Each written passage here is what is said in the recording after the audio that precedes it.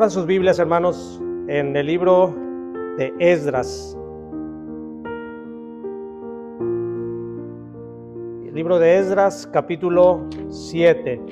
Vamos a leer una parte del capítulo 7 del libro de Esdras, y esta va a ser la predicación del día de hoy. Vamos a predicar acerca de lo que es propósitos verdaderos, unos propósitos verdaderos. Estamos iniciando, más bien, estamos próximos a iniciar un año nuevo. El día de hoy es el día 31 de diciembre del 2023 y estamos ya entrando a lo que es el 2024. Si el Señor lo permite, ya el día de mañana ya estaremos en un nuevo año. Y pues regularmente todo mundo nos hacemos propósitos. Cada que va a iniciar un año nos hacemos propósitos de año nuevo. Algunos propósitos de los más conocidos son que vamos a cuidar nuestra salud. Algunos dicen que en este año que inicia el propósito es buscar un nuevo empleo. Otro de los propósitos es viajar. Hay quienes también hacen un propósito de ahorrar para comprar una nueva casa, comprar para un carro. Otros hacen el propósito de estudiar. Algunos más se proponen a dejar algún vicio que tengan. Otros tienen tienen propósitos también de diferente índole. Propósitos que toda la gente se hace en inicio de año. Eso lo podemos ver muy comúnmente. Sin embargo, estos propósitos son propósitos pasajeros, son propósitos que muchas veces no se cumplen.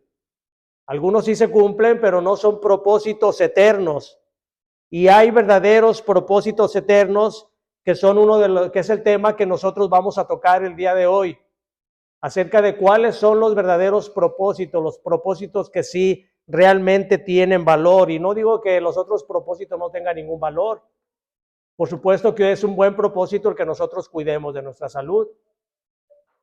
Es un buen propósito que nosotros también tengamos el deseo de tratar bien con personas que anteriormente a lo mejor no las tratamos bien, o perdonar a alguien con el que tengamos alguna situación, o incluso ir a pedir perdón a personas que nosotros hayamos ofendido. Son verdaderos propósitos y son buenos.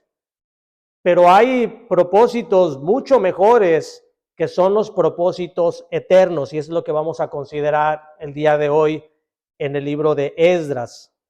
Vamos a leer Esdras capítulo 7, y vamos a leer del versículo 1 al versículo 10. Y dice así: pasadas estas cosas, en el reinado de Artajerjes, rey de Persia, Esdras, hijo de Seraías, hijo de Azarías, hijo de Hilcías, hijo de Salum, hijo de Sadoc, hijo de Ahitob, hijo de Amarías, hijo de Azarías, hijo de Meralot, hijo de Seraías, hijo de Uzi, hijo de Buki, hijo de Abisúa, hijo de Finés, hijo de Eleazar, hijo de Aarón, primer sacerdote. Este Esdras subió de Babilonia. Era escriba diligente en la ley de Moisés que Jehová, Dios de Israel, había dado, y le concedió el rey todo lo que pidió, porque la mano de Jehová su Dios estaba con Esdras. Y con él subieron a Jerusalén algunos de los hijos de Israel y de los sacerdotes, levitas, cantores, porteros y sirvientes del templo, en el 7º año del rey Artajerjes. Y llegó a Jerusalén en el mes 5 del año 7 del rey, porque el día 1 del primer mes fue el principio de la partida de Babilonia, y al 1 del mes 5 llegó a Jerusalén, estando con él la buena mano de Dios, porque Esdras había preparado su corazón para inquirir la ley de Jehová y para cumplirla, y para enseñar en Israel sus estatutos y decretos. Vamos a orar, hermanos. Bendito Padre, en este año que próximo a iniciar, queremos rogarte, Señor, que nos des un corazón más dispuesto para ti, que nos ayudes a hacernos propósitos verdaderos, propósitos en los cuales nosotros podamos crecer en santidad, propósitos de buscar de tu rostro cada vez más, de cumplir tu palabra, aquella palabra que tú nos has dejado, y también, Señor, de compartir esa palabra con aquellos que no la conocen. Pedimos, Señor, para que esta predicación pueda llegar a nuestros corazones y que de esa manera, Señor, pueda cumplir el propósito por medio del cual tú la has enviado. Pedimos, Señor, que nos abras nuestros oídos, que quites toda distracción que pudiera apartarnos, Señor, del conocimiento de tu palabra, y que de esa manera nosotros, Señor, podamos glorificarte. Porque te lo pedimos en el precioso nombre de nuestro Señor y Salvador Jesucristo. Amén. El libro de Esdras es un libro histórico. En este libro se nos narra acerca del regreso del pueblo de Israel de la cautividad por la cual había estado en Babilonia.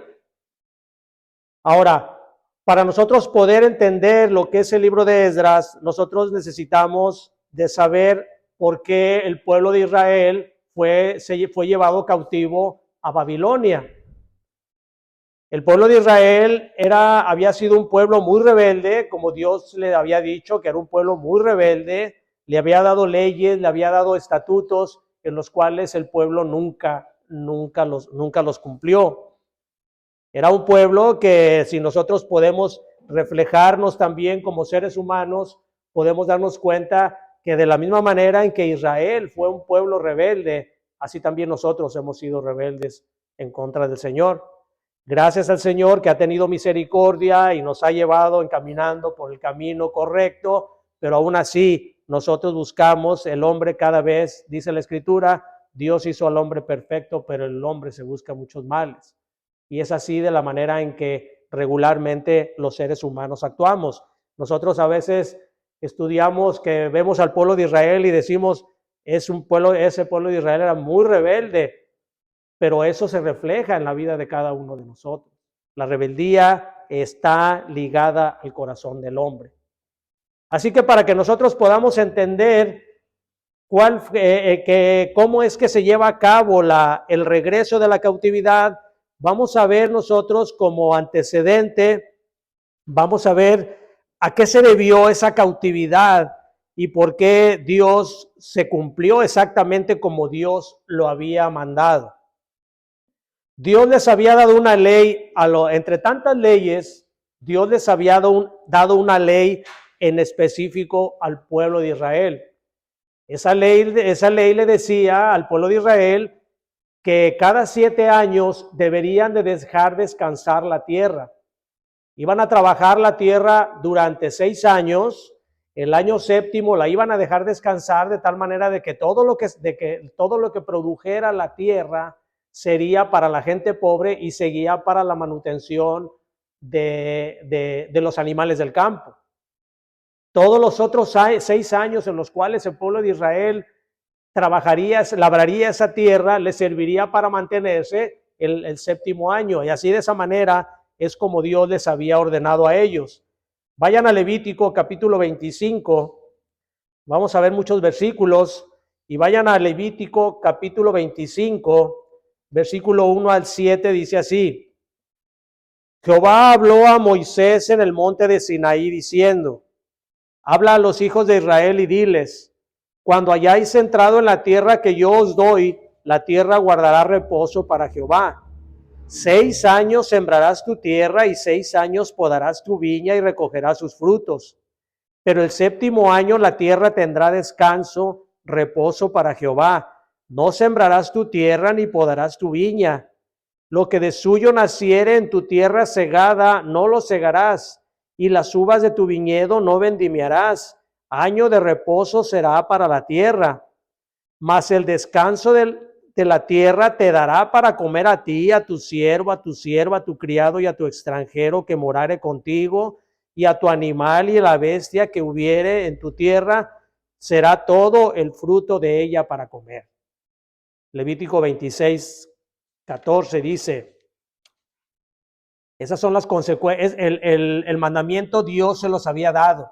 Dios les había dado ya, y ahora vienen las consecuencias de no cumplir con eso. Dice así: pero si no me oyereis, 26:14, ni hiciereis todos estos mis mandamientos, y si desdeñareis mis decretos y vuestra alma menospreciare mis estatutos, no ejecutando todos mis mandamientos e invalidado mi pacto, yo también haré con vosotros esto: enviaré sobre vosotros terror, extenuación y calentura que consuman los ojos y atormenten el alma, y sembraréis en vano vuestra semilla, porque vuestros enemigos la comerán.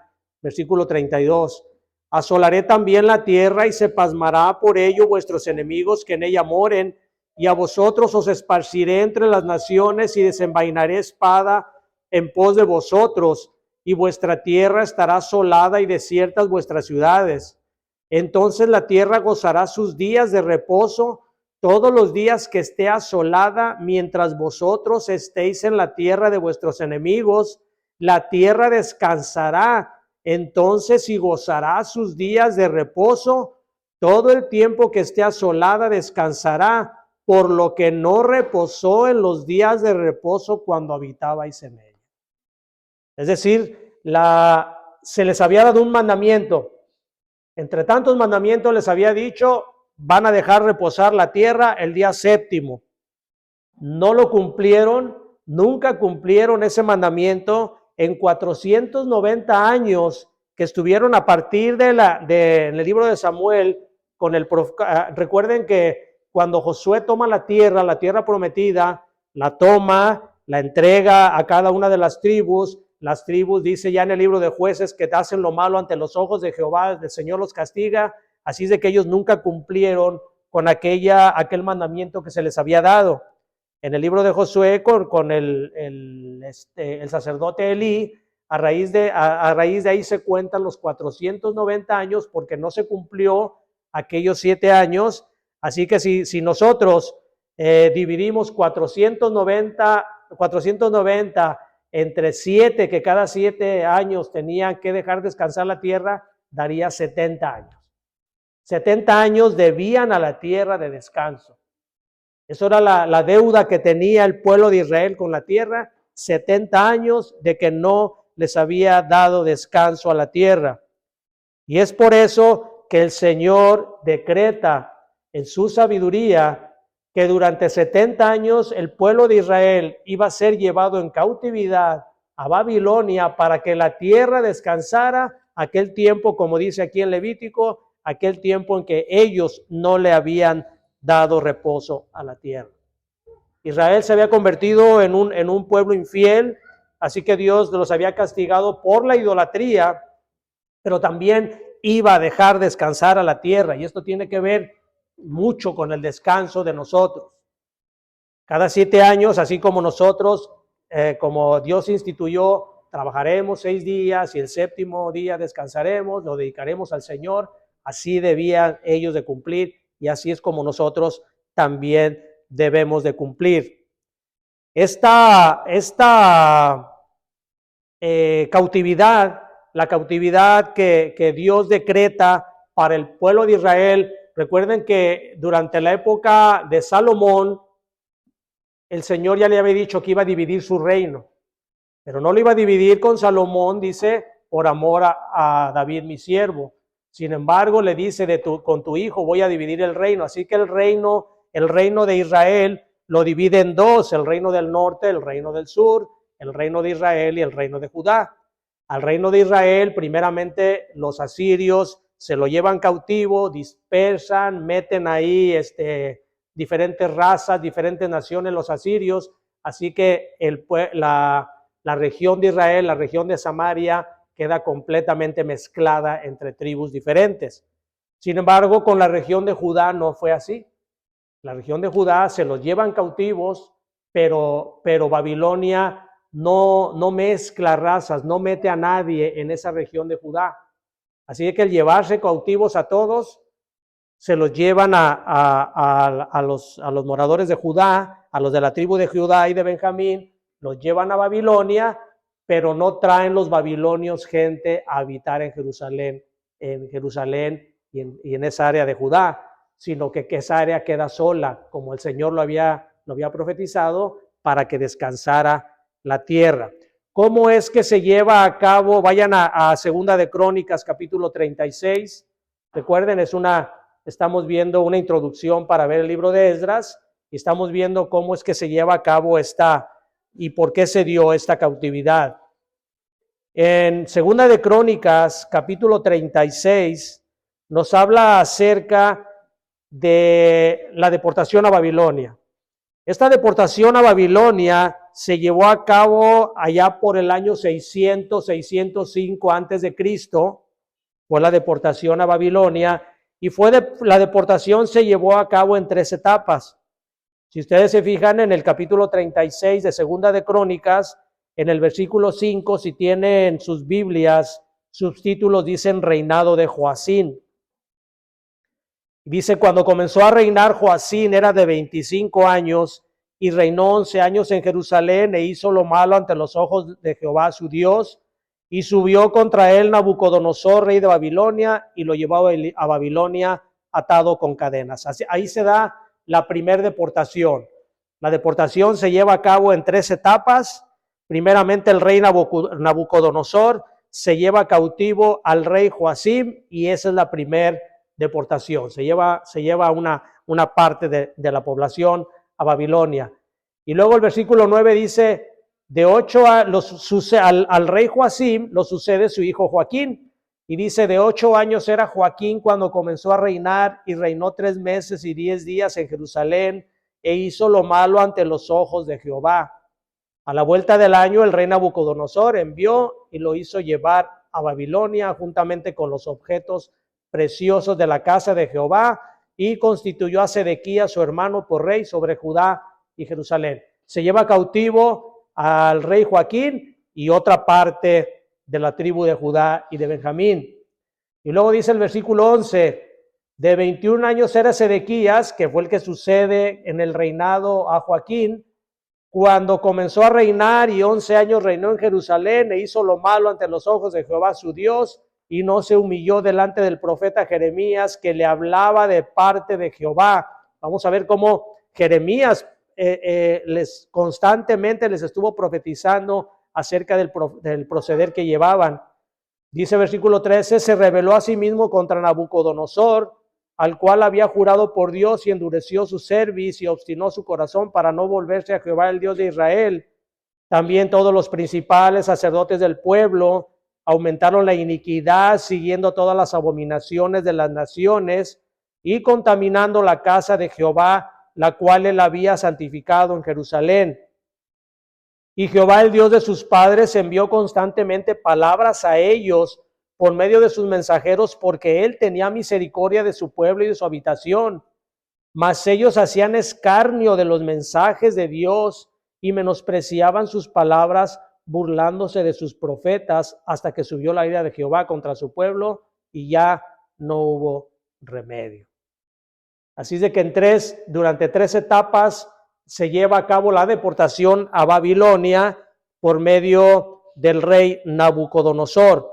Ahora, el profeta Jeremías ya les había anunciado esa cautividad, como dice aquí, el Señor les había mandado profetas para decirles, si ustedes no se vuelven al verdadero Dios, yo los voy a castigar con la cautividad.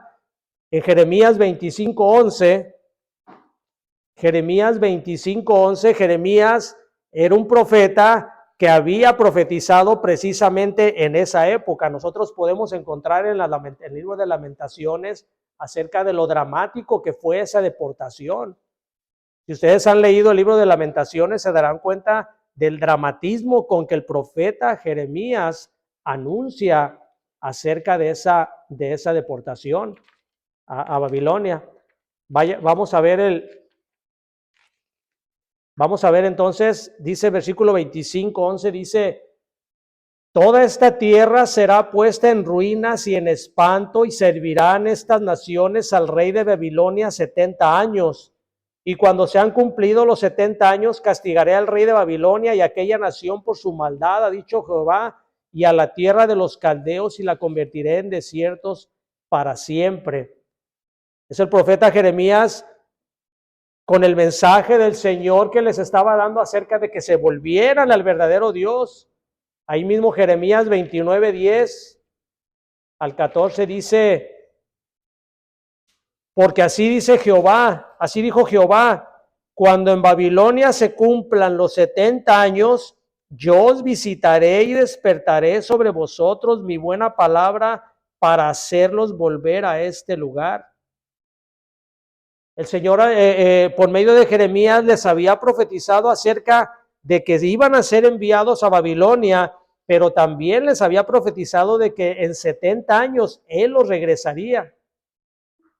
Así de que cumpliéndose esos 70 años, lógicamente había quienes de los estudiosos de las Escrituras, había quienes sabían de este mensaje de la profecía, y entonces uno de ellos, el profeta Daniel, pasados los 70 años, ora al Señor para decirle: Señor, ya pasaron aquellos 70 años de la cautividad y es momento de que tú te dignes a regresar a tu pueblo. Daniel capítulo 9, versículo 1 y 2, adelantito de Jeremías que estamos viendo. Daniel capítulo 9, versículo 1 y 2, dice: en el año primero de Darío, hijo de Asuero, de la nación de los Medos, que vino a ser rey sobre el reino de los caldeos, en el año primero de su reinado, yo, Daniel, miré atentamente en los libros el número de los años en que habló Jehová al profeta Jeremías, que habían de cumplirse las desolaciones de Jerusalén en 70 años. Dice el versículo 3: y volví mi rostro a Dios el Señor, buscándole en oración y ruego, en ayuno, cilicio y ceniza, y oré a Jehová mi Dios e hice confesión diciendo: ahora, Señor grande, digno de ser temido, guarda el pacto y la misericordia. Y ahí comienza una oración que hace Daniel hacia el Señor para que restaure al pueblo de Israel tal y como lo había prometido, que terminara con aquella cautividad que se había llevado a cabo por medio de los babilonios. Ahora, con esta introducción podemos entonces ya conocer acerca de qué fue lo que sucedió para que el pueblo de Israel estuviera exiliado en Babilonia. Ahora sí, vayan al libro de Esdras, Esdras capítulo 1, y vamos a ver que el capítulo 1 de Esdras inicia con las mismas palabras del último capítulo, de las últimas palabras de la segunda de Crónicas, capítulo 36, 23. Dice así Esdras, capítulo 1. En el primer año de Ciro, rey de Persia, para que se cumpliese la palabra de Jehová por boca de Jeremías, despertó Jehová el espíritu de Ciro, rey de Persia, el cual hizo pregonar de palabra y también por escrito por todo su reino, diciendo: así ha dicho Ciro, rey de Persia: Jehová, el Dios de los cielos, me ha dado todos los reinos de la tierra y me ha mandado que le edifique casa en Jerusalén que está en Judá. Quien haya entre vosotros de su pueblo, sea Dios con él y suba a Jerusalén que está en Judá y edifique la casa de Jehová, Dios de Israel. Él es el Dios, la cual está en Jerusalén.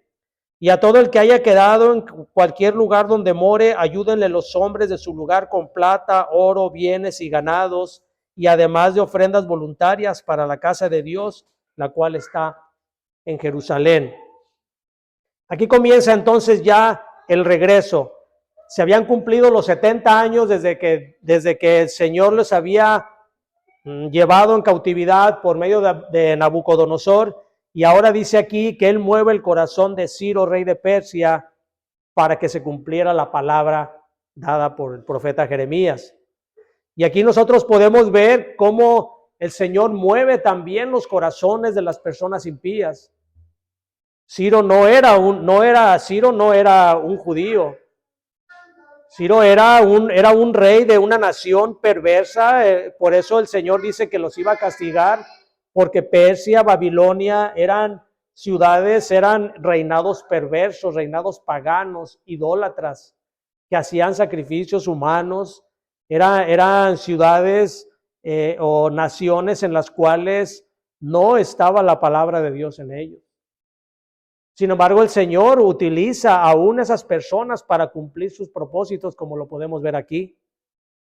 Ahora, este regreso del pueblo de Israel hacia Jerusalén se inicia precisamente con eso que hace Dios por medio del rey Ciro de Persia. Y el rey Ciro de Persia reconoce, dice aquí, a Jehová, el Dios de los cielos. Lo reconoce, ¿por qué? Porque Dios le había movido su corazón para que lo hiciera de esa manera. Así que con este edicto de Ciro se da el regreso, dice en el versículo 5 en adelante del mismo capítulo 1, nos habla acerca del regreso a Jerusalén. Y en este primer, también así como el Señor los llevó cautivos a Babilonia en 3 etapas, de la misma manera los regresa en 3 etapas a Jerusalén. La primera etapa se lleva por medio, es guiada o es dirigida o liderada por medio de Zorobabel. Dice en el capítulo 2, dice, los que volvieron con Zorobabel.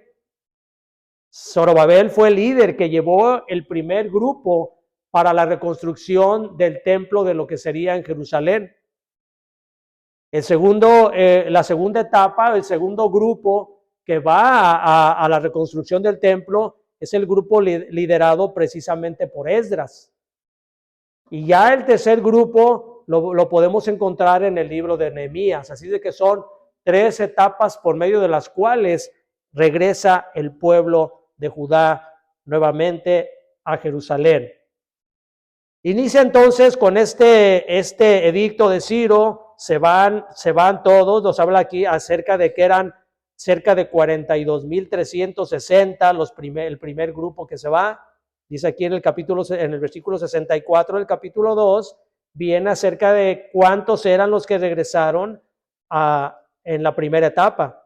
Hay muchos nombres que por supuesto no los vamos a leer, pero ahí viene toda la genealogía de todos los que se fueron en ese momento hacia Jerusalén. El capítulo 3 nos habla acerca de cómo ellos inician la restauración del altar y del culto. Inician ellos con mucho gozo, llevan ellos todos los instrumentos. El rey Ciro les había dado los instrumentos de oro, de plata, que el rey Nabucodonosor se había llevado y se los regresa el rey Ciro para que vayan y reconstruyan el templo de Dios. Ellos inician ellos la reconstrucción. Dice que cuando en el mismo capítulo 3, cuando colocan los primeros cimientos, dice que tienen gran fiesta.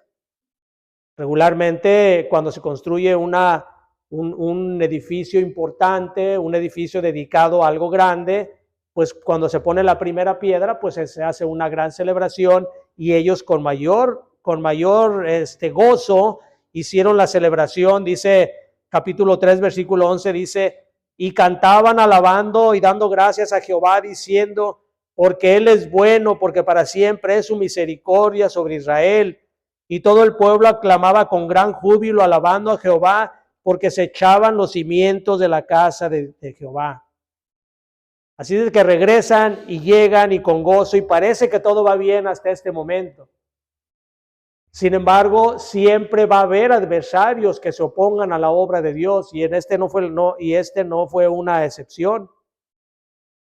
El capítulo 4 nos habla acerca, dice, capítulo 4, versículo 1, dice, y oyendo los enemigos de Judá y de Benjamín, que los venidos de la cautividad edificaban el templo de Jehová, Dios de Israel, vinieron a Zorobabel y a los jefes de casa paternas y les dijeron, edificaremos con vosotros, porque como vosotros buscamos a vuestro Dios y a él ofreceremos sacrificios desde los días de Sardaón, rey de Asiria, que nos hizo venir aquí. Zorobabel, Jesúa y los demás jefes de casa paternas de Israel dijeron, no nos conviene edificar con vosotros casa a nuestro Dios, sino que nosotros solo la edificaremos a Jehová, Dios de Israel, rey de Persia. Una de las cosas que nosotros como iglesia debemos de tener mucho cuidado es quienes pudieran ofrecerse a nosotros a ayudarnos. No todo lo que sea de ayuda puede ser bien intencionado. Nosotros, el Señor nos ha dado aquí una iglesia con estatutos firmes, una iglesia con doctrinas en las cuales nosotros creemos, y sin embargo puede haber quien pueda ofrecerse, como dice aquí, quizá bien intencionado, quizá no, pero que puedan tratar de desviar aquello en lo cual nosotros creemos. Así que debemos de tener mucho cuidado en eso. Alguien comentaba en una ocasión de que precisamente acerca de eso me comentaba de cómo hay personas que sí tratan de ayudar y se ofrecen a ayudar, pero siempre y cuando se hagan las cosas que ellos desean que se hagan. Y eso no debe de ser en una iglesia. Una iglesia debe de tener firmes sus convicciones, sus creencias, y no debe de desviarse aun cuando se le ofrezcan ayudas por parte de otras personas o de otras iglesias que puedan quizá tratar de motivarnos o de desviarnos en nuestro corazón para que nosotros digamos vamos a estar mejor en otro lugar, nos están ofreciendo cosas en las cuales nosotros pudiéramos mejorar de alguna manera, pero eso no debe de ser. Nosotros debemos de mantenernos siempre firmes en las convicciones que tenemos y no como sucedió en este caso, nosotros, como le contestó Zorobabel y los demás les dijeron, no nos conviene edificar casa con vosotros a nuestro Dios, sino que nosotros solo le edificaremos a Jehová, Dios de Israel, como nos mandó el rey Ciro, rey de Persia. Así de que debemos de tener mucho cuidado en esto, hermanos, y no únicamente como iglesia, sino esto también como personas, de que nosotros debemos de estar firmes siempre a quien servimos, a quien seguimos, a nuestro Señor Jesucristo, para no dejarnos desviar por cosas en las cuales nosotros pudiéramos ser desviados. Es muy fácil que cualquiera de nosotros, cualquier creyente, podamos por medio de entretenimientos, por medio incluso de bienestar económico, podamos dejar de estar sirviendo a nuestro Dios. Eso no debe de ser. Nosotros tenemos un corazón para Dios y así es como debemos de mantenernos porque la mano de Dios es la que está con nosotros. Nosotros no dependemos de las cosas materiales. Nosotros no dependemos de las cosas externas, sino únicamente nosotros dependemos de nuestro Señor.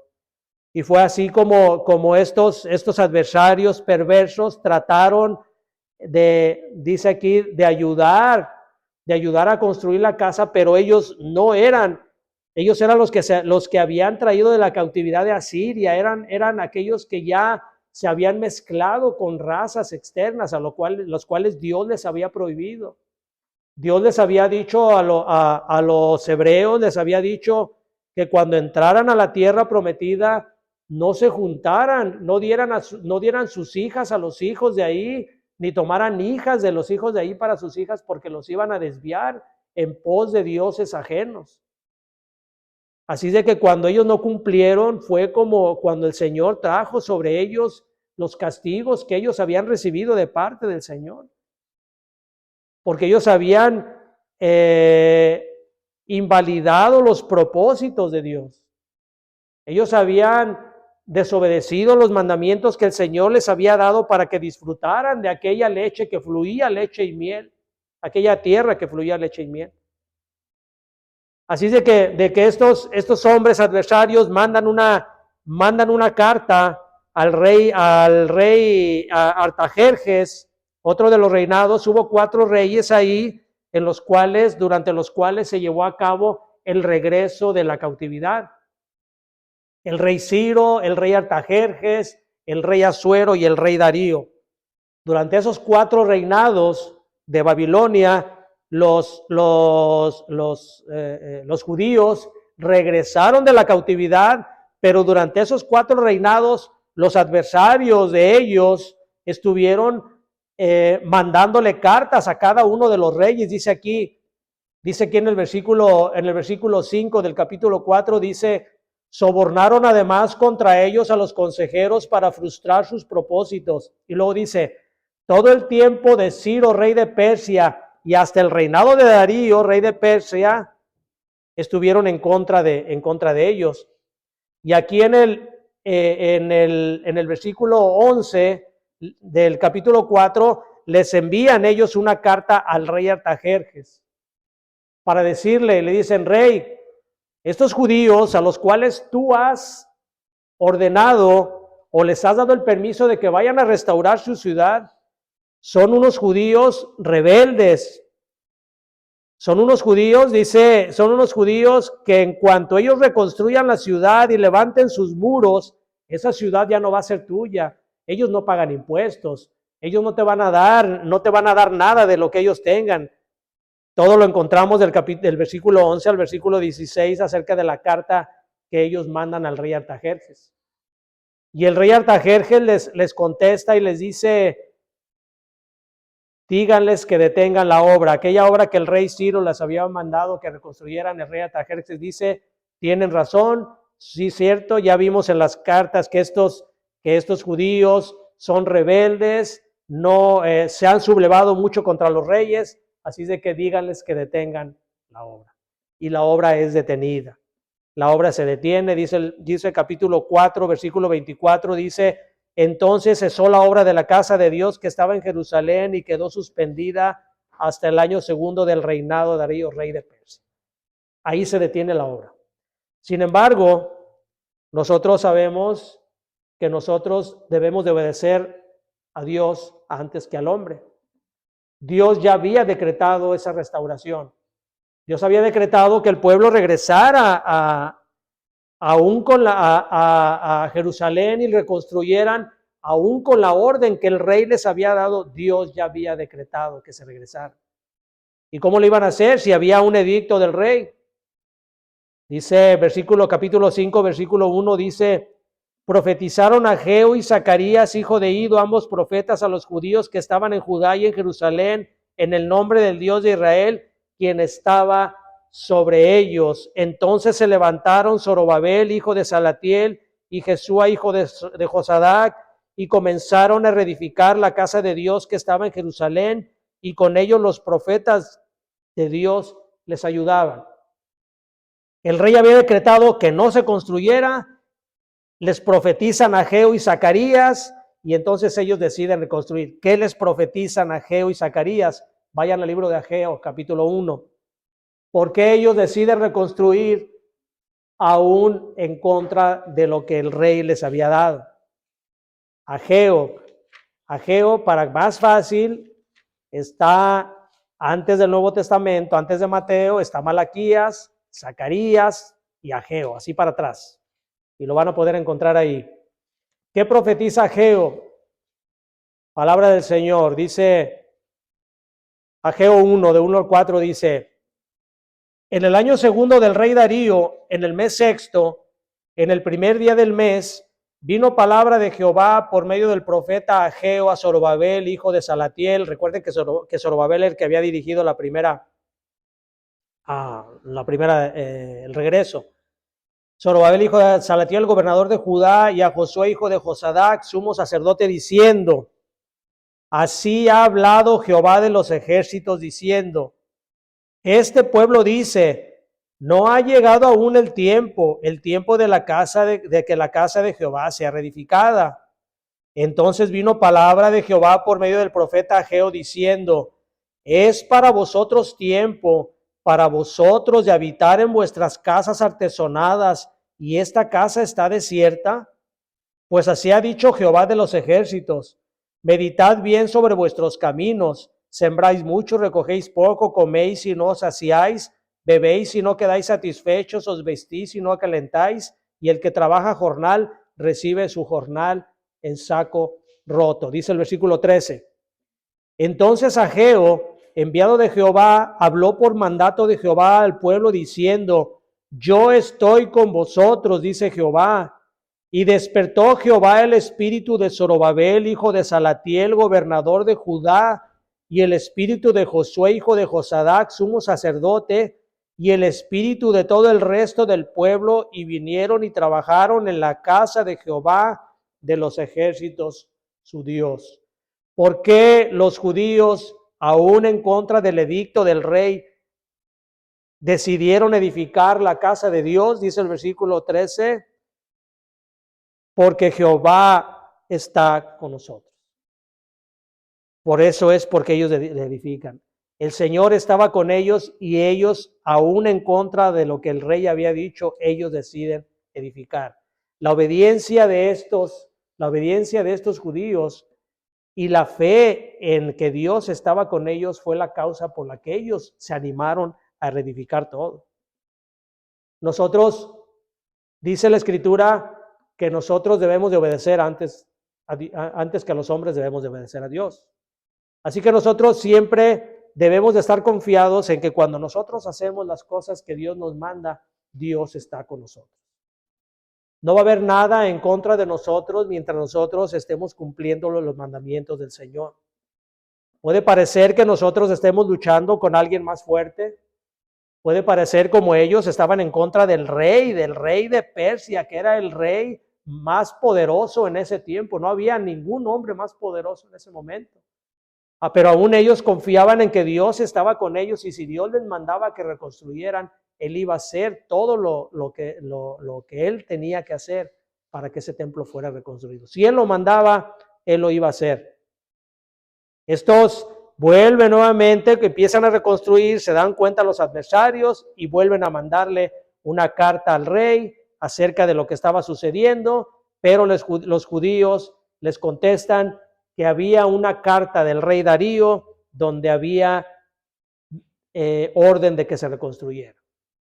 El rey investiga y da con esa carta y entonces le dice, efectivamente, hay una carta, una orden del rey, donde esto va, una orden de Ciro, del rey Ciro, perdón, donde se tenga que reconstruir todo esto y así va a ser. Y de esa manera continúan ellos construyendo la casa del Señor hasta que terminan por construirla. Ahora, ¿qué tiene que ver entonces aquí con esto? Hasta aquí, ¿qué tiene que ver entonces Esdras? Esdras se lleva la segunda etapa de la cautividad. ¿Y cuál es el propósito que nosotros veamos aquí o estudiamos acerca de Esdras con el tema que les había comentado acerca de cuáles son los verdaderos propósitos eternos que nosotros debemos de tener? Lean el Esdras capítulo 7 y vamos a leer únicamente 2 versículos, versículo 9 y versículo 10. Y dice, porque el día primero del primer mes fue el principio de la partida de Babilonia. Y al primero del mes quinto llegó a Jerusalén, estando con él la buena mano de Dios. Está hablando de Esdras. Esdras sale de Babilonia en el mes primero, dice en el mes primero y llega al mes quinto, es decir, durante 4 meses Esdras se lleva un grupo caminando desde Babilonia hasta Jerusalén. Pero ¿qué dice al final del versículo 9? Estando con él la buena mano de Dios. ¿Y por qué estaba con él la buena mano de Dios? Y aquí vamos a ver el tema de nuestra predicación.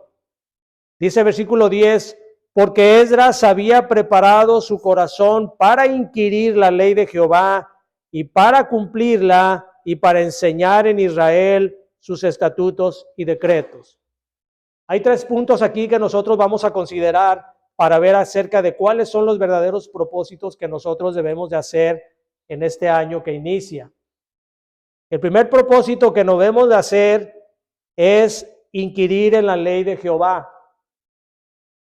Para que nosotros podamos conocer la voluntad de Dios, nosotros debemos de estudiar la palabra de Dios. El propósito que deberíamos de hacernos cada uno de nosotros es estudiar la palabra de Dios. Este mensaje regularmente se da a todos aquellos que se gradúan de los seminarios. El mensaje de Esdras, el mensaje se les da porque se les exhorta, se les invita a que inquiran en la ley de Jehová, a que cumplan la ley y a que le enseñen. Sin embargo, no es únicamente para ellos para lo que nos puede servir, es para cada uno de nosotros.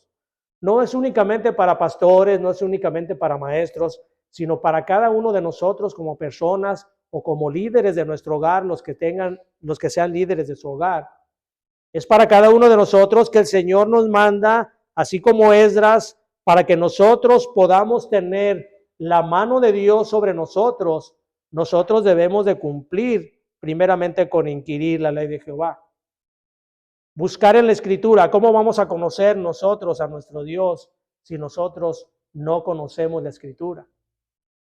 Hay muchas cosas en las cuales nosotros podemos estar meditando en la palabra de Dios. Hay muchas cosas en las cuales nosotros podemos conocer para que nosotros podamos ser sabios, como dijo el apóstol Pablo a Timoteo, para que por medio de la Escritura te hagas sabio. Eso es lo que nosotros deberíamos de tener como primer meta en este año que se inicia, el conocer de la palabra de Dios. Formarnos una meta. Cuando se habla acerca aquí de inquirir, dice el corazón, inquirir en la ley de Jehová, esto se relaciona está relacionado a la palabra inquirir, se relaciona con algo firme. Está relacionado como cuando un barco está anclado. Es algo firme, es algo en lo cual no se mueve. Ese barco pueden venir tormentas, pueden venir cualquier cosa y ese barco no se mueve. De tal manera que si nosotros nos hacemos el propósito de inquirir en la ley de Jehová, en ese propósito, preparar nuestro corazón, el preparar nuestro corazón es a eso que se refiere, a tener esa voluntad nosotros. De tener la voluntad no únicamente de llevarlo a cabo cuando nosotros tengamos alguna ganas de hacerlo. No, el preparar nuestro corazón es estar dispuestos a hacerlo de una manera real, verdadera, constante. Así como la gente del mundo se prepara constantemente y dice, yo voy a ahorrar este año para comprarme un carro, voy a ahorrar para comprarme una casa, y no se desvían de ese propósito. Así, para poder llegar a él, lo hacen. Así nosotros debemos también de preparar nuestro corazón, de estar cumpliendo ese propósito para leer la palabra de Dios.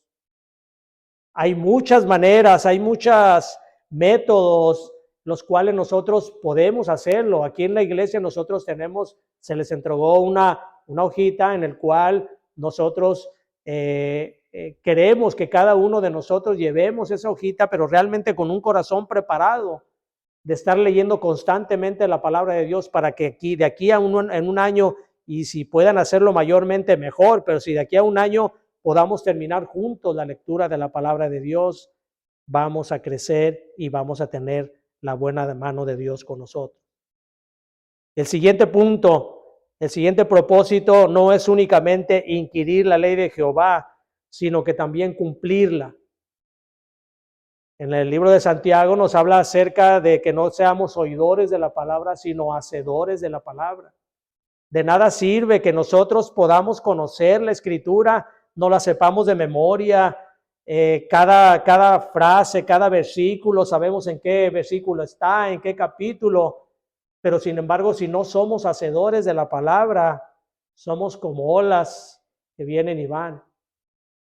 Es como alguien que se ve en el espejo y se da la vuelta y se olvida de la imagen, dice la Escritura. Así que nosotros no únicamente debemos de inquirir en la palabra de Dios, no únicamente debemos de conocerla, sino que debemos de cumplirla, debemos de ser de testimonio para las personas que viven con nosotros, para los hermanos de la iglesia, para las personas de la calle debemos de ser de testimonio. Nosotros no podemos estar hablándoles a las personas de la palabra de Dios si no ven en nosotros que nosotros realmente estamos cumpliendo eso. Tenemos que conocer, inquirir en la ley de Jehová y cumplirla. Cada mandamiento. Nosotros, como veíamos al inicio de la predicación, el pueblo de Israel era un pueblo rebelde, conocía la palabra de Dios. Eran conocedores, eran estudiosos de la palabra de Dios, pero sin embargo no la cumplieron, nunca la cumplieron, y ahí recibieron el castigo que Dios les daba por no haberla cumplido. Nosotros, como hijos del Señor, nosotros podemos recibir disciplina. Nosotros podemos recibir la disciplina de parte del Señor porque el Señor como nos disciplina, como un padre disciplina a un hijo. Así de que es conveniente para nosotros, es mejor estar en la buena mano de Dios que estar en contra de Dios. Y el tercer punto es, dice, y para enseñar en Israel sus estatutos y decretos. Tenemos que conocer la palabra de Dios. Debemos de hacernos el propósito este año de conocer la palabra de Dios. Tener un corazón dispuesto. Tenemos que cumplir la palabra de Dios y también enseñar la palabra de Dios. Esto no es una facultad únicamente de los pastores, de los predicadores, de los evangelistas, de los maestros. Esta es una obligación que el Señor nos demanda. Vayan y hagan discípulos a las naciones. Es una comisión que el Señor nos ha dado y es algo en lo cual nosotros debemos de poner especial atención en enseñar la palabra de Dios. Ahora, debemos de iniciar nosotros como líderes de nuestro hogar, debemos de iniciar precisamente con nuestro hogar. Nosotros no hay pretexto para decir es que yo no puedo enseñar porque no sé enseñar. O me da pena salir a la calle. Nosotros debemos de iniciar precisamente con nuestra casa. Debemos de iniciarnos con nosotros, pero también debemos de iniciar con nuestro hogar, el tener devocionales familiares, el leer la palabra unidos en familia, o si estamos solos leyéndola solos, o podemos leerla incluso en la familia, podemos leerla cada uno individualmente, pero motivar y estar al pendiente de que nuestras personas que están a nuestro cargo, que Dios puso a nuestro cargo, reciban con fidelidad la palabra de Dios. Y si usted tiene el Señor le ha dado el don de la predicación, el don de la enseñanza, debe de desarrollar ese don que Dios le ha dado. Es un talento que el Señor le dio y no debe de esconderlo, porque ya conocemos la parábola de los talentos, ya sabemos lo que pasa con aquellos talentos que el Señor da y no se desarrollan. Así que los propósitos que nosotros debemos de hacernos para Año Nuevo, está bien que nos hagamos propósitos de tener buena salud, de ahorrar, de comprar una casa, son buenos propósitos y que si el Señor lo permite, ojalá y pudiéramos desarrollarlos. Pero hay propósitos eternos. Hay propósitos en los cuales vale la pena que nosotros nos enfoquemos. Y estos propósitos son inquirir la ley de Jehová, cumplirla y enseñarla, dice aquí, para que nosotros podamos tener la buena mano de Dios sobre nosotros. Que el Señor nos ayude, hermanos, a valorar las cosas, a poner siempre en alto y principalmente las cosas del Señor. Necesitamos sabiduría para que el Señor nos dé ese conocimiento, esos puntos en los cuales nosotros tenemos de poner un enfoque especial. Nuestro Señor Jesucristo fue el ejemplo claro de eso. Nuestro Señor Jesucristo era la palabra, es Dios, Él conocía, por supuesto, la palabra, pero también Él estudiaba. Nos habla la Escritura de que Él se presentaba en la sinagoga para estar enseñando, para estar aprendiendo. ¿Por qué? Porque recuerden que el Señor se despoja de su divinidad.